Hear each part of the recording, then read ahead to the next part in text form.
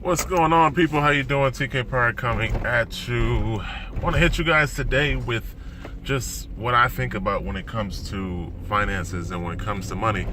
You know, I always say that people are programmed to fail because think about how defensive people get every time you talk about money or finances. It's not kosher or it's not accepted to talk about success strategies that you can implement in future planning or something that you need to do in your life so that tomorrow you're financially better than you are today. That's not something people are interested in, not something people talk about, and even for some reason there's some psychological programming that triggers some sort of negative defense mechanism when you mention it because people get defensive. And it's interesting to me that type of programming has been pushed through television and through society, and the average person gets defensive when you mention success strategies for doing something in the future that's going to create a better financial situation in your life. I mean, if it's nonsense, if it's negative, if it's bullshit, if it's completely entertainment purposes with no value in life, everyone propagates it. Everyone wants to talk about it. There's zero value with you watching some bullshit on TV, but you will celebrate it. You will treat it like it's the right hand of God. But the minute you talk about something that can help you, the minute you mention something that can allow you to succeed, you're not interested. And that's the average fucker or the average person walking around. Doesn't matter who it is. And that really makes me think about the psychological programming that's been instilled in you. Because it's obvious that if you knew better, you do better. It's obvious that what people do not work. It's obvious that the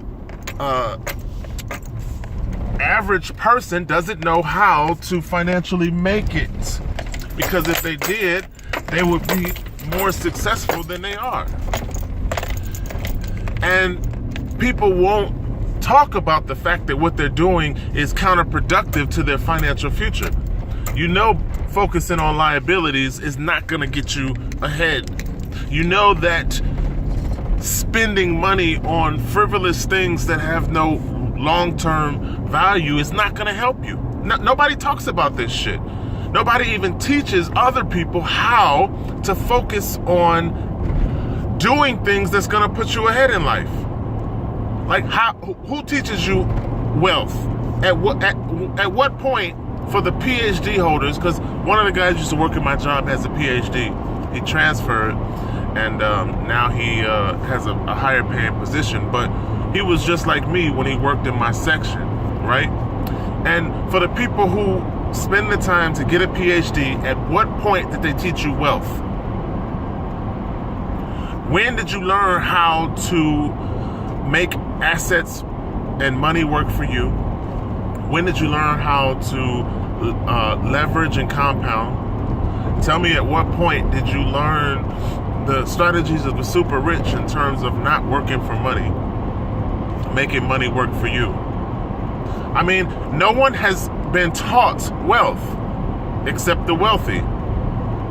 And when you think about that, why is it that people are so negative when you bring up any type of financial strategies?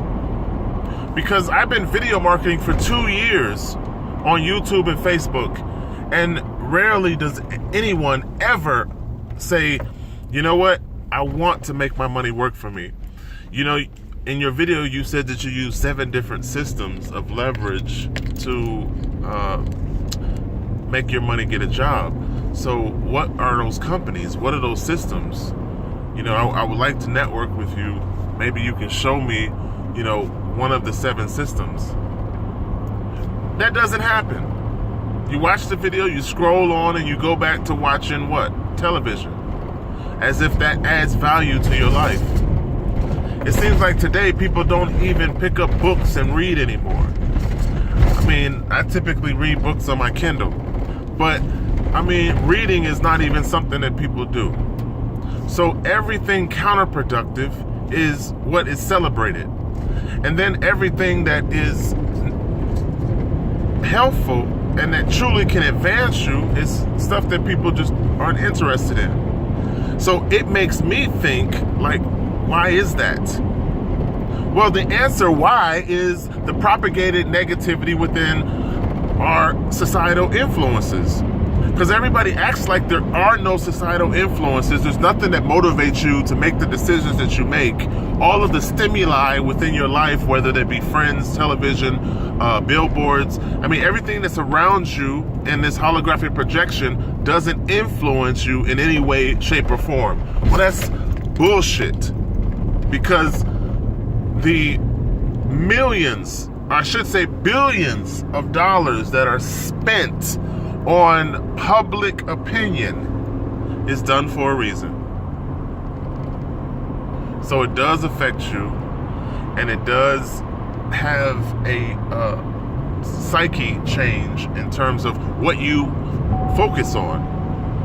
Because me telling you, hey, look, I'm looking for people who want to focus on building. I really want to find some people who want financial insurance, really want to put a hedge against inflation, have their money, get a job, and actually begin to work towards building assets, becoming their own bank, establishing a system that they plug into, right?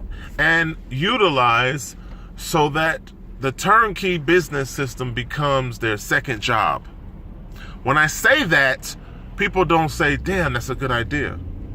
So that means that the public opinion, or the propagated public opinion, does affect you. And you not thinking about your future, you living for today and not caring about tomorrow, all of those things affect you.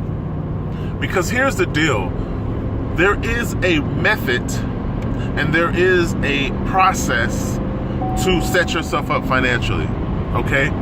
It does not involve focusing on consumables. It does not involve purchasing through retail, and it doesn't involve spending all of your money on liabilities. There's a certain group of people that are 1% more wealthy than everyone else. Why? Because they don't do what everyone else does. And the factual side is you have to, as a free thinking, God gave you free will. So in spite of the popular opinion or the propagated thought process, you have the free will to make your own decisions. And at some point, you have to decide, you know what, I'm sick and tired of being tired, and I would like to have enough money in my own bank so that I can control my finances. Now, when you make that decision, contact me, because then I'll show you how to plug into 7 different systems that make your money get a job. But until you get sick and tired of poverty, until you get sick and tired of the economic control measures that exist within fiat, why is it that people are so negative towards assets when assets are the only real value within our monetary system? Okay, historically, assets have been and always will be the fallback to government promissory notes. So the fact that people have forgotten history and argue with the fact that assets have value is asinine. It's completely idiotic. It's the fool's fool that says, all I want is government paper, when India shows you that government paper can be revoked. Okay, Venezuela shows you what hyperinflation looks like. Zimbabwe shows you what hyperinflation looks like, and negative monetary policies by the government. So put all your faith in government. Be the lazy program slave that sits on the couch and watches television, okay? And what you're gonna find yourself is in a world of hurt, a world where you cannot fend for yourself because the government itself is not meant to wipe your diaper. Grown-ass adults looking for someone to take care of them and wipe their diaper, like if they're a welfare handicap. Grab your personal finances by the neck. Begin to build your own bank. Have an umbrella that acts as financial security. Create your own financial freedom, and do all of this through personal choice, because that's what financial insurance is.